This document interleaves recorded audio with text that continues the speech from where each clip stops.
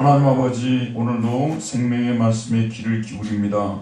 이 말씀을 기록하신 성령께서 이 말씀의 참뜻을 깨우쳐 주셔서 이 말씀을 마음으로 받아들이게 해주시고 말씀의 순종함으로 말미암아 하나님께 주시는 놀라운 복과 또 하나님께 주시는 놀라운 기쁨, 평화를 한없이 받아 누리는 우리 모두가 되게 하여 주옵소서. 악한 마귀 틈타지 못하게 해주시고 성령 하나님의 인도하심 가운데 생명의 말씀이 증거되게 해주시고 성령의 인도하심으로 말씀을 받을 수 있도록 은혜를 더하여 주옵소서. 예수님의 이름으로 기도하였습니다. 아멘. 한 주간 평안하셨습니까? 옆에 분들하고도 간단하게 인사 나누도록 합시다. 연일 증가하고 있는 코로나19 확진자로 인하여 마음이 뒤숭숭한 가운데서 성탄절을 맞이하고 있습니다. 이런 와중에 성탄절을 맞이하고 있는데 그럼에도 아무리 힘이 들어도 우리는 성탄의 의미를 되새기는 일을 게을리하지 말아야 할 것입니다. 오늘은 첫 번째 성탄절이라는 제목으로 첫 성탄절에 일어났던 일들을 살펴보고자 합니다. 첫 번째 성탄절에 무슨 일들이 일어났을까요? 여러분, 예수님의 생애를 기록한 사복음서 마태, 마가, 누가, 요한 중에서 예수님의 그 첫 번째 성탄절에 관해서 기록한 온 성경은 마태하고 누가밖에 없습니다. 마가하고 요한은 거기에 대해서 자세히 기록해 놓고 있지 않습니다. 그런데 마태는 예수님이 출생한 후에 동방박사들이 오면서 이 출생 신화를, 출생 기록을 적고 있고, 오리지널 출생에 관한 기록은 바로 누가복음에만 기록이 되어 있다고 볼 수가 있습니다. 그래서 오늘 누가복음 2장 1절에서 14절 말씀을 통해서 예수님께서 언제 태어났고 어디에서 태어나셨으며 또 어떤 사람이 되실지에 대하여 정확하게 적혀 있습니다. 먼저 예수님은 언제 태어나셨다고 되어 있습니까? 예수님께서 이 세상에 태어나실 때는 이스라엘이 로마 제국의 속국이었던 시대였습니다. 당시 통계를 보니까 로마 제국 인구가 6천만이었다고 하는데 당시로서는 한마디로 거대 제국이었습니다. 그 당시 로마 제국은 가이사, 우리 성경에는 가이사라고 되어 있는데 영어로는 시저, 또 독일어는 카이저, 아우구스투스가 다스리고 있었습니다. 그는 예수님께서 태어나시기 31년 전에 출생을 했고요. 예수님이 태어나신 후 14년을 더 살다가 77세의 나이로 별세한 사람이었다고 합니다. 여러분이 다 아시다시피 로마 제국의 기틀을 닦은 사람은 시저였습니다. 하지만 그가 원로원과의 갈등을 빚고 원로원의 사주를 받은 양아들 브루투스에게 암살당한 후에 제국은 다시 삼두정치의 시대를 맞이하면서 제2차 삼두정치라고 하죠. 극히 혼란스러운 상황에 떨어졌습니다. 바로 이때 등장하여 제2차 삼두정치를 평정하고 원로원에 의하여 휘둘림을 당했던 공화정을 끝내고 1인의 원수, 이 1인의 원수를 프린키파투스라고 했어요. 프린키파투스, 1인의 원수가 다스리는 제정시대를 연 사람이 황제 아우구스투스였습니다. 그는 로마에서 45년을 다스렸는데 사람들은 그가 다스리던 시대를 황금시대라고 부르며 그를 신격화할 정도였으며 원로원은 그에게 존엄자라는 뜻을 가진 아우구스투스라는 칭호를 부여했습니다. 그는 로마를 위협하던 모든 주변 나라들을 평정하고 평화의 시대를 열었기 때문에 후세의 사람들은 그가 태어난 때부터 시작해서 200년 동안을 로마의 평화시대, 팍스 로마노라고 부르고 있습니다. 바로 이 황제 아우구스투스가 로마 제국을 통치할 때에 예수님이 탄생하신 것이죠. 구체적으로는 제국의 모든 백성들에게 호적을 하라는 영을 내림으로써 시작이 됩니다. 누가복음 2장 1절에서 3절 우리 한번 보도록 할까요?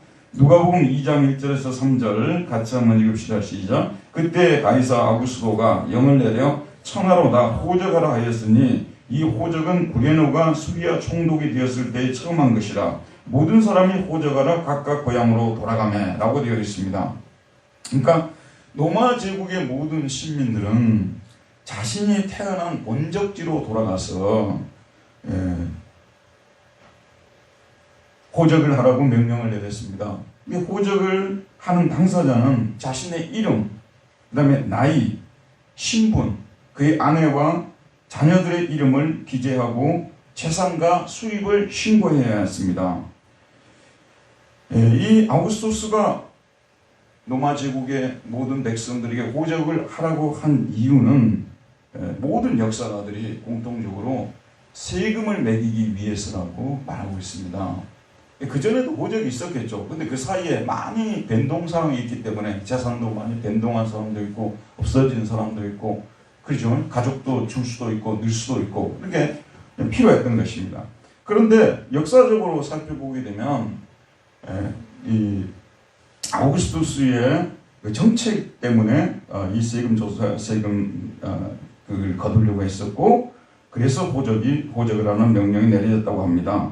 아우구스투스는 제국의 통일에 기여했던 50만 명의 군인들을 17만 명 정도로 축소하려고 했다고 합니다. 그러니까 이제 퇴역 군인이 33만 명이 생기는데 이 사람들한테 퇴직금을 줘야 되잖아요. 근데 그 적당한 액수로 주는 것이 아니라 엄청난 그런 액수를 줘야 이게 되는 문제인데 그래서 세금을 징수를 하기 위해 인구조사를 호적을 하라고 했다고 말합니다. 여러 이유들 중에 하나의 이유가 되겠지만 상당히 큰 이유가 될 수 있다고 생각합니다. 그래서 그의 호적 명령으로 인하여 제국은 마치 설날에 중국인들이 고향으로 이동하는 것과 같은 대이동이 일어났습니다. 이런 세계 역사의 소용돌이 속에서 예수님의 어머니 마리아, 요셉 역시 예외적으로 행동할 수 없었겠죠. 요셉 역시 그의 고향 베들레헴으로 가야만 했습니다. 전에도 한번 말씀드렸습니다만 예수님이 사시던 나사렛에서요. 이건 북쪽 갈릴리 지역 아니에요. 남쪽 유대가 거기에 베들레헴이 있지 않습니까? 바로 그 예루살렘 근처에 있단 말이에요. 거기까지가 170km 정도 됐다고 합니다. 170km는 차로 가게 되면 2시간, 빠르게 하는 사람들은 2시간이고 조금 여유 있게 가는 분들은 2시간 반이면 가는 거리인데 도보로 가는 경우는 꼬박 5일이 걸리는 그런 거리였다고 합니다. 당시에 목수일을 하던 가난한 요셉은 마차를 빌릴 수 있을 정도의 형편이 되지 못했을 것입니다. 또한 거기까지 가려면 험한 산길들도 넘어야 했던 거 아니겠습니까? 그런데 문제가 그의 아내 마리아가 해산할 기한이 찼다는 것입니다. 배가 부를 대로 불렀다는 얘기 아니겠어요? 그런데 냉정하게 말씀드리면 요셉은 웬만한 일이었으면 거기 가는 것을 포기했을 것입니다. 예를 들어서 거기 가서 뭐 유산을 받는다든지 유산 상속을 받는다든지 그런 일이 아니었다면 내모레 아이를 낳을 그런 자기 아내를 데리고 그리로 가지 않았을 거 아니겠어요? 근데 지금은 로마 황제가 명을 내렸기 때문에 거역하면 죽는 거 아니겠습니까? 그래서 가고 싶지 않았겠지만 절대로 가고 싶지 않았을 거예요. 그런데 갔다는 것입니다. 우리가 성탄절에 관한 이 보도를 묵상을 할 때 이런 것들을 하나씩 생각하면 굉장히 은혜가 됩니다. 여러분 한번 생각해 보세요. 누가 그런 상황에서 자기 아내를 데리고 거기 170km나 되는 그 북쪽에서 남쪽으로 지금 말하자면 저 한경도에서 지금 저쪽 전라남도나 경상남도까지 가려고 했겠습니까? 거역하면 죽임을 당하는 황제의 명령이 있기 때문에 무조건 그리로 가야 했습니다. 그러나 이런 영어로 말하자면 must go의 배후에는 하나님의 섭리가 있었습니다. 하나님께서 베들레헴에서 구세주를 태어나게 하시겠다는 미가서 5장 2절의 예언을 성취시키기 위하여 제국의 황제 아우구스투스를 도구로 사용하신 것이었습니다. 아우구스투스는 자기 생각밖에 안 하죠. 자기 제국밖에 생각하지 않죠. 그래서 어떻게 하면 돈을 많이 거둘까, 세금을 많이 거둘까 생각해서 호적을 하라고 했지만은 하나님께서는 이 제국의 황제 아우구스투스를 도구로 사용하신 것이었습니다. 당시 세계 제국의 1인자는 아우구스투스였지만 그 역시 하나님께서 자기 백성과 하신 약속을 이루는 한 도구에 불과했다는 것을 우리는 생각해야 된다는 말씀입니다. 여러분, 세계가 소용돌이칠 때마다 우리는 이 세계를 통치하시는 유일한 통치자는 오직 우리 하나님 한 분밖에 없다는 것을 믿어야 되는 것입니다. 이때를 지나는 가장 놀라운 지혜는 이 세상의 유일한 통치자는 하나님 우리 아버지시다. 그리고 세계의 모든 권세자들은 하나님의 일을 이루는 수단에 불과하다는 점을 잊지 말아야 합니다.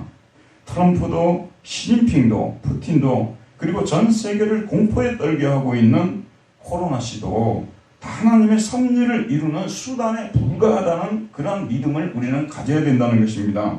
우리는 어려움을 당할 때마다 이 모든 일은 하나님께서 자기 백성과 맺은 언약을 이루기 위해 섭리 속에서 이 역사 안에서 그리고 내 자신의 삶에서 이런 일들이 일어난다고 생각하고 하나님의 섭리를 깊이 묵상해야 된다는 말씀입니다.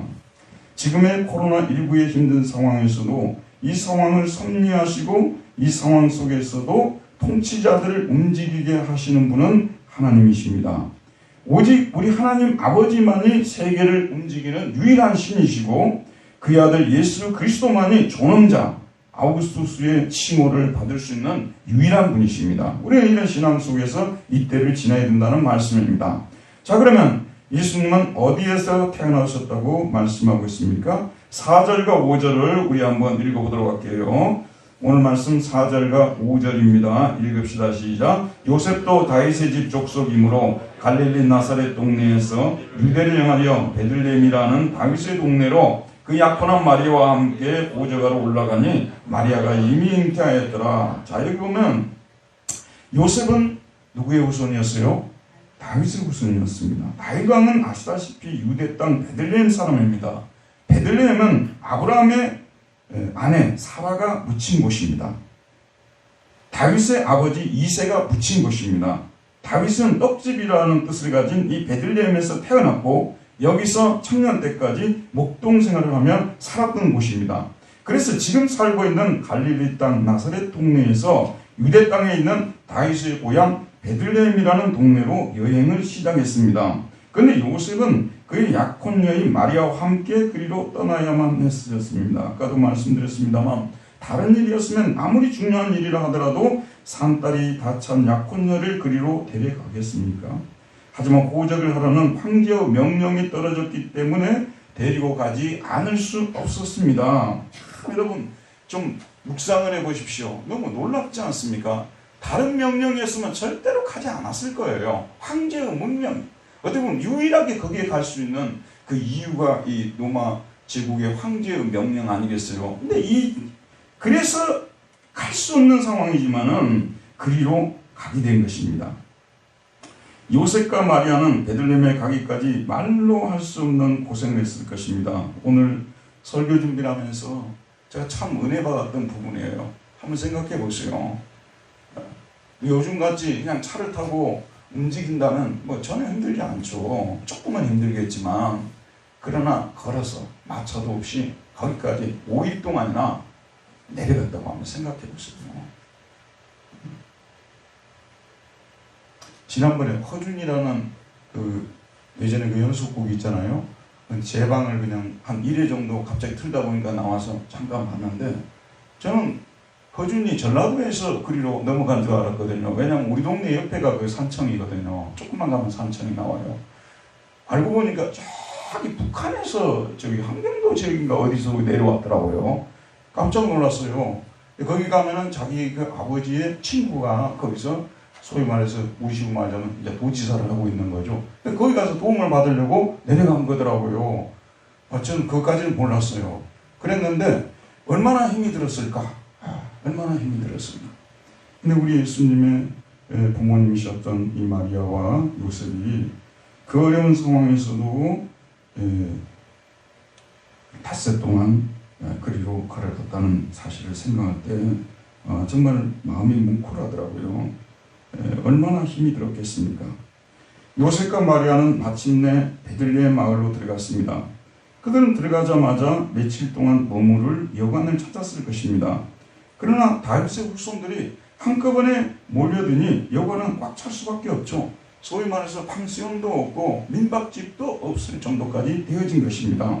그래서 그들은 할 수 없이 짐승이 머무르고 있는 구유를 임시 여인숙으로 만든 곳에 머무르고 있었습니다.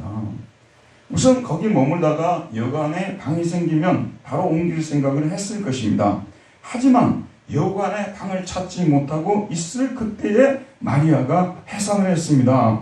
그래서 오늘 말씀을 보게 되면 6절과 7절 마지막으로 한 번만 더 읽어주십시오. 오늘은 6절 7절까지만 합니다. 거기 있을 그때에 해산을 날에 차서 첫 아들을 낳아 강보로 싸서 부유에 되었으니 이는 여관에 있을 곳이 없습니다.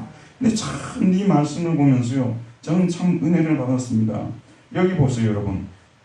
아우구스투스라든지 세상의 황제의 그 자녀들이 태어날 때는 여러분이 아시다시피 얼마나 화려한 곳에서 얼마나 많은 준비를 해놓고 아이를 받았겠습니까? 근데 오늘 말씀을 보게 되면 예수님의 출생에 대해서 수식어가 하나도 없어요.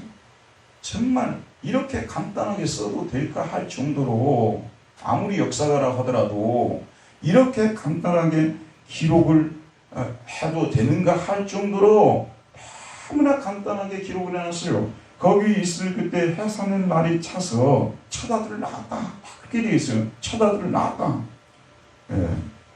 첫 아들을 낳았다. 그리고 강보로 쐈다. 이 히라보는 에스프라가노센이라고 되는데 에스프라가노센. 그래서 강보로 천으로 쐈다 그런 말씀이에요. 그를 쐈다. 그리고 그를 어디에다 두었다고요? 구유에다가 눕혔다. 이렇게 말하고 있습니다. 아내 켈리는 그를 구유에다 눕혔다. 이는 왜냐하면 우크 앤 아우토이스 토포스 앤토 카스탈루마티라고 되어 있습니다. 그 여관에는 아우토이스가 3격으로 되어 있어요. 3격으로 되어 있는데 우리말로 번역할 때는 그들을 위한이라고 번역할 수 있어요. 그들에게 줄이라고도 번역할 수 있겠죠. 그들에게 줄, 그들에게 내줄. 토포스는 여러분 유토피아에서 나오듯이 장소라는 뜻이에요. 그들에게 내어질 우토포스예요. 여기서 우크토포스라니까요. 이게 유토피아 거기서 나온 게 우크토포스. 이게 그들을 내줄, 그들을 위한 한 장소도 없었다. 한 플레이스도, 영어로 플레이스, 한 플레이스도 없었다. 이렇게 되어 있습니다. 이게 누가가 세상을 다스릴 왕의 출생 아니겠습니까? 그럼 여기다가 수식어를 좀 이렇게 부사구를 넣던지 행용사 구를 넣던지 해가지고 좀 꾸밀 필요가 있는데 일체 그렇게 꾸미는 그런 보도를 하지 않습니다. 너무나 간단하게 보도를 한대요. 여러분 잘 들어보시죠. 간단하게 보도할 때는요, 항상 이유가 있어서 간단하게 쓰는 거예요. 간단하게 보도할 때는 뭐냐면요, 그 사실에 대한, 그 사실이 일어났다는 그걸 강조하기 위해서 그런 거예요. 내가 내년에 대학에 가고 그 다음에 또 대학을 졸업하고는 좋은 직장에 들어가기 위해서 공부해라. 그렇게 했단 말이에요. 그러면 강조가 도대체 내년에 대학에 가는 것이 중요한 건지 아니면 나중에 졸업을 해서 회사에 들어가는 게 중요한 건지 지금 공부하는 게 중요한 건지 강조점이 흩어져 버리는 거죠. 이해가죠? 그래서 중요한 얘기일수록 여러분들은 수식어를 안 써요. 가장 중요한 얘기는 너무너무 밥을 안 먹고 있으면 뭐라고 하죠? 밥 먹으라 그렇게 이야기하지. 너가 몸이 건강해지기 위해서 비타민을 섭취하기 위해서 밥을 먹으라 이렇게 얘기를 안 한다 그 말이에요. 그러니까 누가는 가장 원래 이 사본을 비평하는 사람들이요, 이 사본이 가장 오리지널에 가까운 원본에 가까운 사본이라는 것을 가려내는 방법이 무엇이냐 그러면요, 가장 수식어가 덜 붙어 있는 거예요. 갈수록 붙어 있는 거예요. 갈수록 붙는 거예요. 이해가시죠? 그러니까 이 누가복음이야말로 정말 예수님의 탄생에 대해서 가장 간단하게 기록을 해서 그렇게 한 이유는 예수님이 세상에 이 역사 안에 태어났다는 사실을 강조하는 것이 가장 중요해요. 하나님의 아들이 역사 속에 오셨다는 것, 그분이 태어나셨다는 것, 이걸 강조하는 것이 초점이기 때문에 여기에서는 다른 일체의 소식들을 생략하고 있는 것을 볼 수가 있습니다. 예수님께서는 베들레헴 말구유에 태어나셨습니다.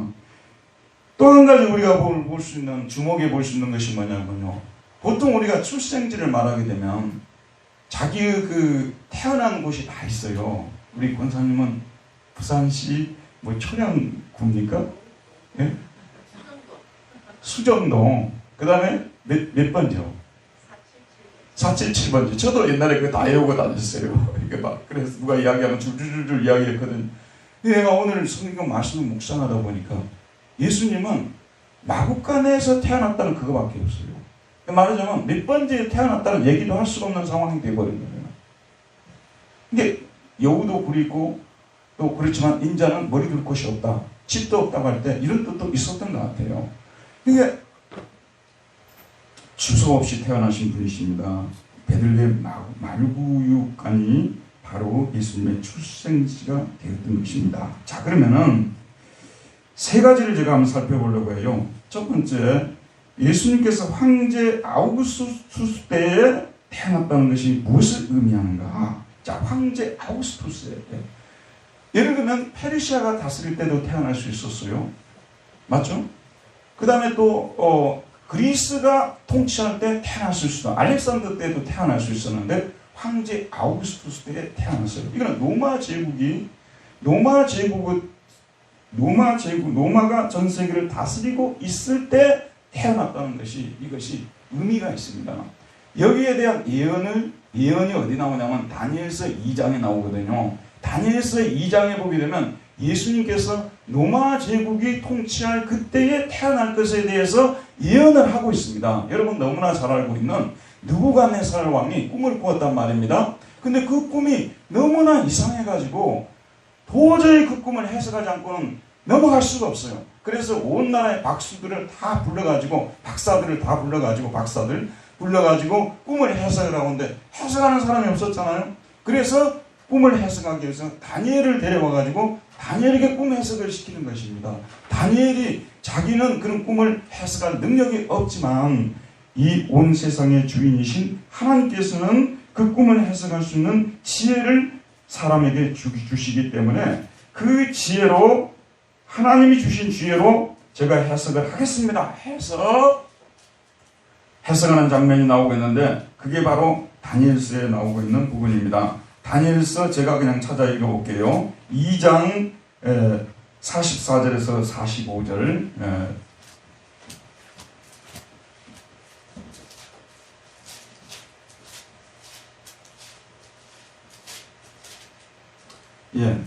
다니엘서 2장이 나오는데 이제 첫째 나라, 둘째 나라, 셋째 나라, 그런데 넷째 나라가 나오고 있어요. 그게 40절부터 나오는데 2장 40절. 넷째 나라는 강하기가 새가 틀이니 새는 모든 물건을 부서뜨리고 이기는 것이라. 새가 모든 것을 부수는 것 같이 그 나라가 문 나라를 부서뜨리고 찌을 것이며 왕께서 그 발과 발가락이 얼마나 토기장이요 진흙이요 얼마나 새인 것을 보셨은즉 그 나라가 나눌 것이며 왕께서 새와 진흙이 섞인 것을 보셨은즉 그 나라가 새 같은 든든함이 있을 것이나 그 발가락이 얼마나 새요 얼마나 진흙인즉 그 나라가 얼마나 든든하고 얼마나 부서질 만한 것이며 왕께서 새와 진흙이 섞인 것을 보셨은즉 그들이 다른 민족과 서로 섞일 것이나 그들이 피차에 합하지 아니함이 새와 진흙이 합하지 아니함과 같으리라 하고 이 여러 왕들의 시대에 하늘의 하나님이 한 나라를 세우시리니 이것은 영원히 망하지도 아니할 것이요 그 국권이 다른 백성에게로 돌아가지도 아니할 것이요 도리어 이 모든 나라를 쳐서 멸망시키고 영원히 설 것이라. 철 같은 나라가 다스릴 때 하나님께서 이 세상에 한 나라를 세우는데 그 나라는 영원히 망하지도 아니할 것이요 그 국권이 다른 백성으로 돌아가지도 아니할 것이요 도리어 이 모든 나라를 쳐서 멸망시키고 영원히 설 것이라고 말합니다. 그러면서 손대지 아니한 돌이, 예전 성경에는 손으로 뜨지 아니한 돌이라고 나왔는데 손대지 아니한 돌이 산에서 나와서 새와 녹과 진흙과 은과 금을 부서뜨리는 것을 왕께서 보신 것은 크신 하나님이 장래의 일을 왕께 알게 하신 것이라. 이 꿈은 참되고 이 해석은 확실하니이다. 로마가 다스릴 때 철같은 나라 로마가 다스릴 때 하나님께서 한 나라를 세우기 위해서 하늘에서 한 사람을 손으로 뜨지 아니한 돌이라는 그 말이죠. 하늘에서 한 사람을 보낼 것에 대해서 말씀하고 있고, 그가 와서 이 땅에 하나님의 나라를 세울 것에 대해서 예언해주고 있는 것입니다. 예수님은 이 구약의 예언을 이루시기 위하여 로마 황제 아우구스투스가 통치할 때 이 땅에 태어나신 것입니다. 신학자 어거스틴이 그의 대작 하나님의 도성에서 말했듯이 지금도 이 세계 안에서 일어나는 싸움은 하나님 나라와 세상 나라의 싸움입니다. 참된 황제 예수님과 거짓 황제들과의 싸움인 것입니다. 이것이 첫 번째 의미고요. 두 번째, 예수님께서 베들레헴에서 태어났다는 것은 무엇을 의미합니까? 예수님께서 다윗 왕국을 재건하기 위하여 태어난 분이심을 암시하고 있는 것입니다. 아까도 말씀드렸지만 베들레헴은 다윗의 고향입니다. 근데 장차 하나님께서 하나님의 왕국을 이 세상에 세우실 텐데, 이 다윗 왕국은 하나님의 왕국의 시작이에요. 시작. 다윗부터 시작해서 하나님 왕국을 시작한 거예요. 하나님 나라를 시작한 것입니다. 그런데 다윗의 후손 때 와서 이미 솔로몬 때 와가지고 다윗 왕국은 커다란 어려움을 겪게 되고 나중에는 로마의 속국이 되어서 다윗 왕국이 완전히 거의 사라져버렸다고 생각할 때 하나님께서는 바로 다윗의 후손인 예수 그리스도를 보내시어서 이 무너진 다윗 왕국을 재건하고 완성시킬 것에 대해서 예언해주고 있는 것입니다. 베들레헴에서 태어났다는 의미가 그거예요. 이게 어디 나오냐 그러면요, 여러분 그냥 계십시오. 사무엘하 7장에 보게 되면 나단 선지자를 통해서 하나님께서 다윗의 후손을 통해서 다윗의 후손이 나와서 장차 하나님의 나라를 이 땅에 세울 것에 대해서 예언해주고 있는 것입니다. 여기 말씀을 보게 되면 사무엘하 7장입니다. 사무엘하 7장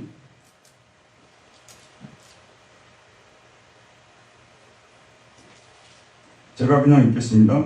네 수완이 차서 네 조상들과 함께 누울 때에 내가 네 몸에서 난 네 씨를 네 뒤에 세워 그의 나라를 견고하게 하리라. 그는 내 이름을 위하여 집을 건축할 것이요 나는 그의 나라 왕위를 영원히 견고하게 하리라. 나는 그에게 아버지가 되고 그는 내게 아들이 되리니 그가 만일 죄를 범하면 내가 사람의 매와 인생의 채찍으로 징계하려니와 내가 네 앞에서 물러나게 한 사울에게서 내 은총을 빼앗은 것처럼 그에게서 빼앗지는 아니하리라. 네 집과 네 나라가 내 앞에서 영원히 보존되고 네 왕위가 영원히 견고하리라. 이 나단 선지자를 통해서 다윗에게 준 말씀이거든요. 근데 네 후손이 나와서 다윗 왕국을 재건하고 완성시킬 것에 대해서 하나님의 나라를 이 땅에 세울 것에 대해서 예언해주고 있는 것입니다. 이게 바로 두 번째 베들레헴에서 태어나셨다는 뜻이고요. 세 번째, 예수님께서 말구유에 태어나셨다는 것은 무엇을 의미합니까?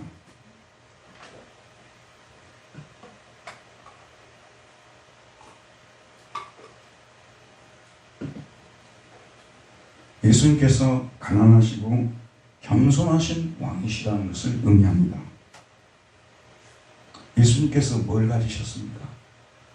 여러분 한번 비교를 해보시기 바랍니다. 당시에 황제 아우구스투스가 태어났을 때 당시의 이름은 옥타비아누스죠. 옥타비아누스가 태어났을 때 어떤 상황에서 태어났을까요? 대리석 집에서 태어났을 것입니다. 왜냐하면 로마는 거의 대리석 집이니까. 그리고 자기 아버지가 물려준 재산도 어마어마했을 것입니다. 시저가 물려준 재산이 얼마나 많았겠습니까? 재산도 어마어마 많았을 것이고 또 자신이 받을 유산도 많았을 것이고 현금도 많았을 것입니다. 그런데 우리 예수님은 이 아우구스투스하고 비교할 수 없는 하나님의 아들 영원하신 왕 우리 예수님은 이 세상에 태어나실 때 아무것도 가진 것이 없어요. 부모로부터 받을 것도 없고요. 왜냐하면 부모님 자신이 하루하루 벌어서 먹고 살아가는 분들이셨기 때문에. 그렇죠, 여러분? 받을 것도 없고 가진 것도 없고 유일한 재산이 자신이 갖고 있던 강보예요. 강보. 이거는 천입니다. 그냥 천. 보잘것없는 그런 천입니다. 예수님이 가지신 유일한 그 재산은 그 강보 아니겠어요? 그런데 여러분 잘 들어보세요. 예수님께서는 가이저 아우구스투스가 가진 것들은 거의 하나도 가지지 못했지만 예수님은 그런 것들과 비교될 수 없는 진리를 가지고 있었다는 것이 중요합니다. 여러분, 우리 크리스천에게 있어서 진정한 재산은 저와 여러분이 가지고 있는 진리라는 것을 잊지 마시기 바랍니다. 예수님은 진리를 가지고 있었어요. 진리의 왕이라고 하지 않습니까? 사실 그 당시에 그 역사를 아는 분들은요, 다 동의할 것입니다. 당시에 황제를 만들려고 하면요, 황제의 수업이라는 것이 있었습니다. 이 사람들에게는 당시에는 플라톤이라든지 아리스토텔레스라든지 소크라테스 책들 다 읽혔어요. 그리스 다 배우게 했고요. 라틴어 다 배우고 했고요.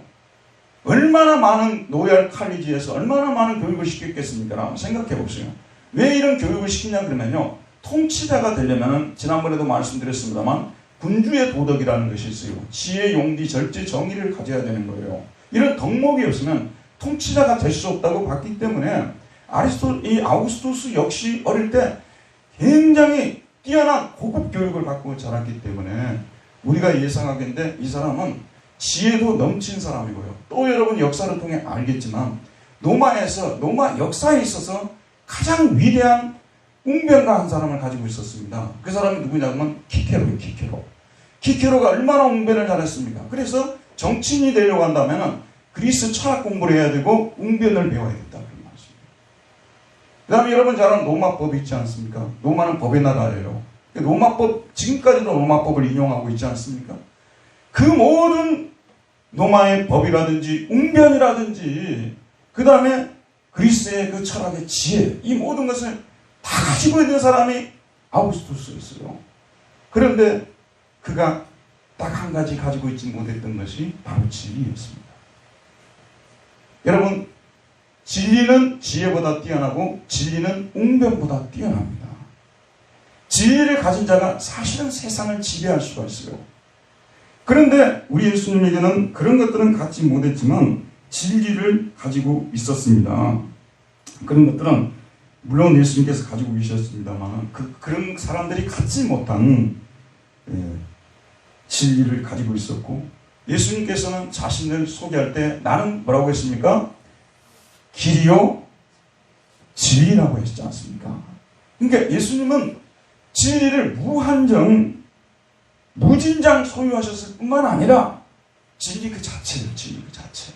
예를 들어서 저와 여러분이 진리를 어느 정도 소유하고 있어요. 그러나 우리는 너무 적은 분량의 한계 내에서 진리를 가지고 있기 때문에 자주 지혜에게 사로잡히고 자주 거짓에게 우리가 미혹되고 그러잖아요. 왜냐하면 우리는 진리 그 자체는 아니거든요.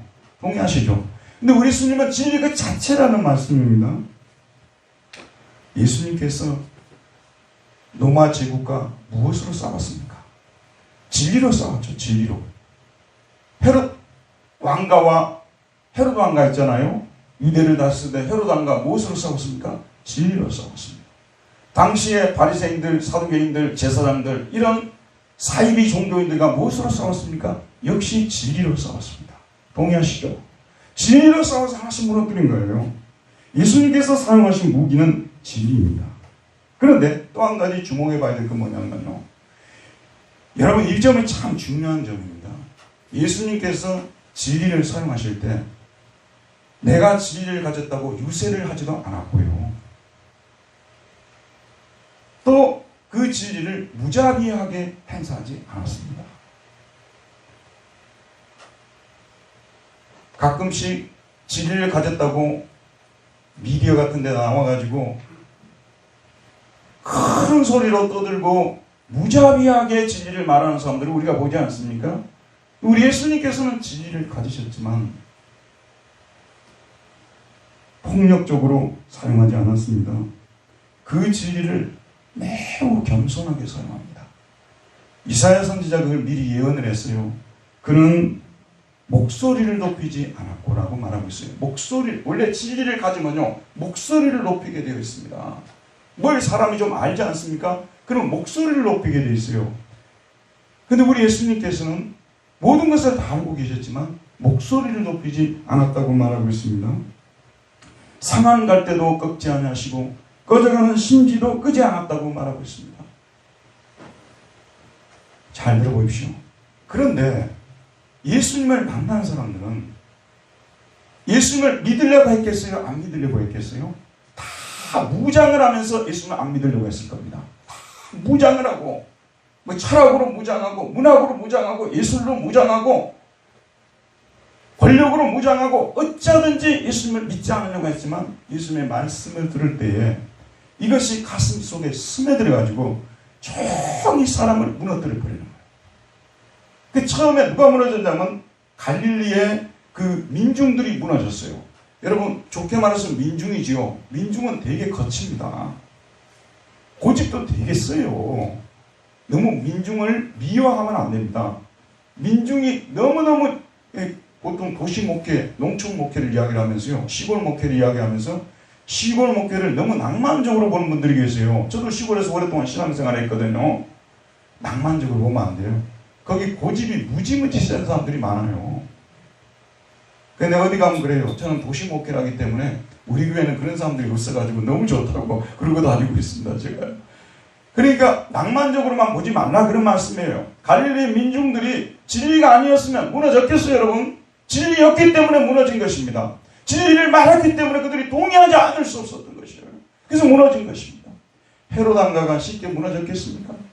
진리를 전했기 때문에 나중에는 헤롯의 젖동생 마나엔이 예수를 믿지 않습니까? 헤롯 왕가 그냥 무너졌겠습니까? 노마 황실을 보세요. 처음에 노마에 복음이 들어갔을 때는요, 하층민들에게 들어갔지만 300년 정도 됐을 때는, AD 300년 정도 됐을 때는 황실의 종교가 됐어요. 황실 사람들이 심지어는 콘스탄틴 대제까지도 예수님을 믿은 거 아니겠어요? 노마가 무너진 거예요. 그 당시에 로마 제국 전체가 이 진리 앞에 무너져 버린 거예요. 터툴리안이라는 유명한 우리 기독교 교부가 있어요. 이 사람은 당시에는 로마가 제일 컸고요. 두 번째가 어디냐면 카르타고가 로마 제국 내에서 두 번째로 큰 도시예요. 지금 아프리카잖아요. 튀니지 이쪽이잖아요. 그 카르타고 거기서 목회를 했던 이 터툴리안이 뭐라고 얘기했냐면요, 여러분들 눈을 들어서 이 세상을 한번 보라고. 온 천지에 예수 믿는 사람들이 가득하지 않느냐고. 들어보세요. 300년밖에 안 됐지만 진리로 싸웠기 때문에 그게 정복이 됐지, 무엇의 힘으로써 로마 제국이 정복이 됐겠습니까? 여러분, 우리 그리스도인들은요, 세상의 진리를 말하는 사람들이고 진리로 세상을 정복하는 사람들이 돼야 되는 것입니다. 예수 믿는 사람들이 모여가지고 정권을 바꿔가지고 세상을 하나님 나라로 만들겠다고요? 천만에 만만에 잘못된 생각입니다. 정권 바꿔놓으면 뭐예요? 정권 바꿔놓으면 뭐하냐고 말해. 본질적인 면에서는 그들은 하나님의 영광을 위해서 존재하지는 않습니다. 그렇다고 거기에 대해서 무관심하라는 얘기는 아니지만 그러한 무리들이 많기 때문에 제가 말씀을 드리는 거예요. 우리가 이 세상과 싸울 무기는 진리라는 것을 잊지 말아야 되는 거예요. 그래서 여러분들이 만일 여러분들 속에 진리가 들어와 있고 진리에 대한 확신이 있고 진리가 여러분의 손에 들려졌다고 생각하면 여러분은 그리스도의 군사들이고 참으로 행복한 사람들인 것입니다. 우리 예수님께서 진리를 가지고 싸웠다는 것을 우리는 잊지 말아야 된다는 말씀입니다. 그 나라를 전파하는 방법에 있어서도 우리 예수님께서는 한없이 겸손하셨어요. 말구유가 무엇의 상징이겠어요? 겸손의 상징 아니겠습니까?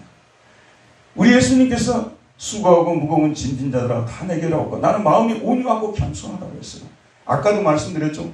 진리를 가지면요, 깨달았노라고 하면서요, 유세가 당당합니다.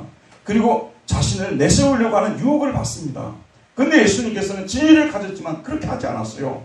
참으로 겸손을 우리가 잊지 말아야 될 거예요. 세상의 기독교가 강압적으로 되어서는 안 돼요. 강압적으로 비치는 것은 참으로 기독교 정성이 아닙니다. 그리스도인들이 다가올 때 이 세상에 저런 사람들도 있구나. 이 세상에 저렇게도 폭력을 포기한 사람들이 있구나. 저렇게 온유한 사람들이 있구나. 저렇게 겸손한 사람들이 있구나. 그런 모습으로 그들이 느낄 수 있게 다가가는 것이 우리 기독교의 진정한 힘이라는 것을 잊지 마십시오. 우리 예수님께서는 다 그렇게 하셨어요. 정말 마구간표 예수님이셨어요. 마구간표. 마구간 그 상징이 있잖아요. 그 겸손함, 낮아짐, 온유함, 섬김, 이런 모습으로 다가가서 진리를 말하니 어찌 사람들의 마음이 무너지지 않을 수 있었겠습니까? 정말 우리요, 예수님 똑바로 믿어야 됩니다. 정신 차리고 믿어야 되는 것이고요.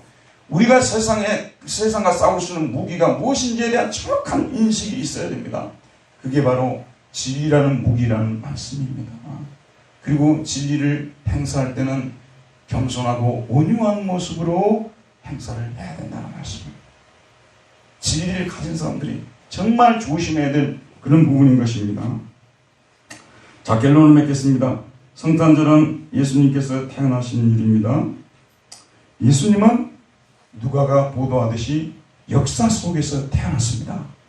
예수님이 실제 그 역사에서 태어난 이 역사적 사실, 이 성경 누가복음에 적혀있는 내용이 정말로 맞는가, 이게 정말 맞는가, 거기에 대해서 의문을 품고 대대적으로 학문적으로 조사한 사람이 있었어요. 그 사람이 그 유명한 알버트 슈바이처 박사입니다. 아프리카의 성인으로 알려진 알버트 슈바이처가 원래는 신학 박사예요. 음악 박사이기도 하고요. 천재. 어느 날 역사적 예수 연구를 자기가 감행하겠다고 해가지고 모든 문헌들을 모아가지고 성경에 기록된 이 역사를 반박하기 위해서 모든 노력을 기울여서 연구를 했어요. 결론이 뭔 줄 아십니까? 성경에 기록된 이 역사 외에 다른 역사 없다는 거예요. 그래서 그 이후로 이 예수님이 역사 속에서 베들레헴 마구간에서 태어났다는 이 사실을 부정하는 사람들이 없습니다. 만약에 예수님께서 이 역사 속에서 태어났다는 사실을 부정하는 사람들은 이단입니다. 그리고 사람의 모습을 입고 오셨지만 예수님은 하나님의 아들이시라는 이 사실을 부정하는 사람들도 이단인 것입니다. 두 가지를 다 가지고 있어야 돼요.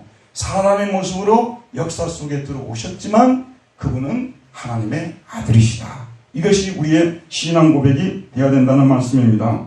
성탄절은 역사에 대한 심판이면서 축복입니다. 역사는 예수님께서 오신과 동시에 심판을 받았어요. 역사가 자랑하는 것이 뭡니까? 인류 역사가 자랑하는 것이 뭡니까? 문명 아니에요, 문명. 구체적으로 들어가면 예술이고, 구체적으로 들어가면 문학이고, 철학이고, 이런 것들 아니겠습니까?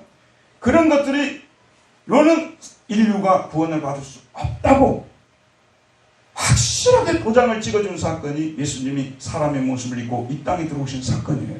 만약에 그런 것들을 통해서 구원을 받을 수 있었다면 예수님께서 사람의 모습을 입고 이 땅에 오시지 않았겠죠? 예수님께서 이 세상에 오셨다는, 사람의 모습을 입고 이 땅에 오셨다는 것은 역사가 심판받았다는 것이죠. 하지만 역사는 바로 예수님 때문에 구원의 희망도 갖게 되었습니다.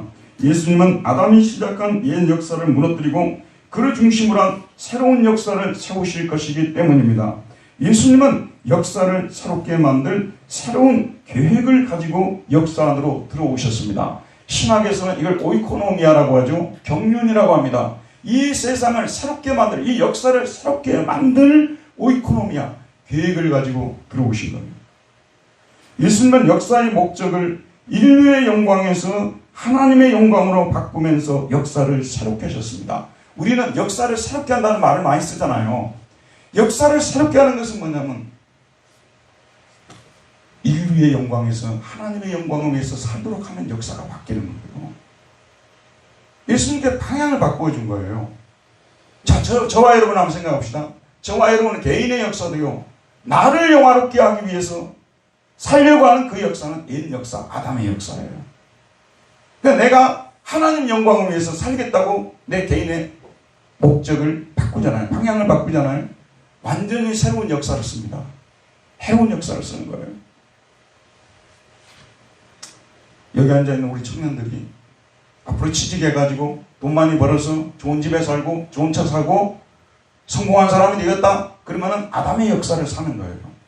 죽음으로 가는 역사죠.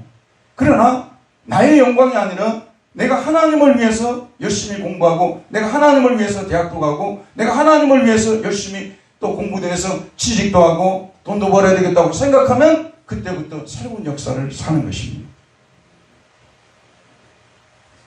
예수님은 역사의 주어를 인간이 아니라 하나님으로 바꾸면서 역사를 새롭게 하셨습니다. 예수님은 역사를 그들의 이야기가 아니라 그의 이야기로 바꾸면서 역사를 새롭게 했습니다. 역사는 그들의 이야기였어요. 그들의 대잔치였죠. 그러나 예수님의 오심을 통해서 역사는 His 스토리가 되었다는 말이에요. 그의 이야기, 그 유명한 His 스토리가 His 스토리의 준말 아니겠습니까? 역사를 그의 이야기로 만든다고 예수님께서 말씀하시고 나사렛에서부터 시작을 했어요. 지금 보세요. 대한민국의 역사를 우리가 논하고 있지 않습니까? 그런데 예수님을 빼버리고 교회를 빼고 한국의 역사를 기록하지 못할 정도로 그의 이야기가 되어져 가고 있다는 것을 우리는 봐야 된다는 것입니다. 예수님께서 로마 제국의 시대에 황제 아우구스도 때에 이 땅에 태어나셨습니다. 이스라엘 나라 유대 땅 베들레헴 동네 말부위에서 태어나셨습니다. 이 사실은 그 어떤 역사가도 반박할 수 없는 역사적 사실입니다. 왜 무엇 때문에 오셨습니까? 세상 왕국을 무너뜨리고 하나님의 왕국을 세우기 위해서 오셨습니다. 무엇으로 어떤 자세로 이 일을 할 것입니까? 진리를 가지고 겸손히 섬기면서 이 대업을 성취하실 것입니다. 성탄절을 맞이해서 특별히 코로나 상황에서 성탄절을 맞이하면서 어떻게 보면 우리가 신앙적인 면에서는 새롭게 도약할 수 있는 지금까지 우리의 삶을 괴롭히고 고통스럽게 했던 옛 역사를 다 떼어내버리고 그의 이야기 속으로 들어가서 그에게 봉사하며 헌신하며 살아갈 수 있는 새로운 전환점을 만들 수 있는 결정적인 기회로 우리가 만들 수가 있습니다. 우리가 이 코로나를 겪어보게 되면요, 인간이 얼마나 죽음을 무서워하는가. 마스크가 우리의 구세주가 되어버렸지 않습니까? 마스크를 우리가 얼마나 소중히 여깁니까? 이것만이 내가 살 것이라고 매달리고 있지 않습니까? 이런 소리 듣는다고 마스크 안 사고 그러지 마시고 밖에 가면 또 마스크 파니까 사가셔야 됩니다. 우리 인간이 얼마나 연약한 존재인가를 우리가 이번 기회를 통해서 다시 한번 봤지 않습니까? 옛날의 역사를 계속 밀고 나가지 마십시오, 여러분. 이번 기회가 어떻게 보면 지금의 이 기회는 우리 인류에게 보내는 마지막 경고이고요. 근데 우리 개개인에게도 내가 지금까지 살던 방식으로 살지 말라고 우리 주님께서 주시는 경고라고 저는 생각해요. 지금부터 우리의 인생의 목적을 하나님께로 향하고 하나님 영광을 위해서 사는 것으로 우리 인생의 목적을 정하고 그의 스토리를 쓰는 것이 내가 이 땅에 살아가는 존재의 목적이라는 것을 생각하고 우리의 삶의 방향을 바꾸게 된다면 우리는 이 코로나를 통해서 오히려 너무나 많은 것들을 받고 유익을 얻게 되는 놀라운 기회가 될 것입니다. 이런 은혜가 성탄의 계절에 살아가는 저와 여러분 모두에 있기를 주의 이름으로 축원드립니다. 은혜로우신 우리 아버지 하나님, 오늘도 생명의 말씀을 우리에게 보내주셔서 우리가 이 성탄절, 첫 성탄절의 의미를 다시 한번 생각하면서 우리가 이 땅을 어떻게 살아가야 할지에 대해서 도전을 받았사오니 우리가 듣고 끝나는 것이 아니라 실천할 수 있도록 도와주시기를 기도합니다. 함께 하심을 감사하고